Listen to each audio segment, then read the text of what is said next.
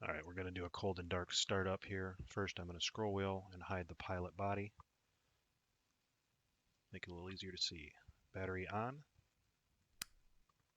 Over here, APU on.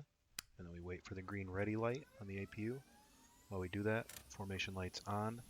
Obscured by the throttle there is position lights. Those are on. There's our green ready light. We can crank the engine on. In Arma, you just need to crank the one engine. Go ahead and close the canopy. And we're waiting for 20 RPMs on the engines. There's 20 RPMs. Come down here to the throttle and click idle to bump the throttle into idle. And the plane will come to life. There we go. Now that the engines are spooling up, we can turn our APU off. Come over here. You can set your lights, interior lights here as desired. Down here, radar into operate. Up front, let's turn our HUD on. There. Down here, landing and taxi light on.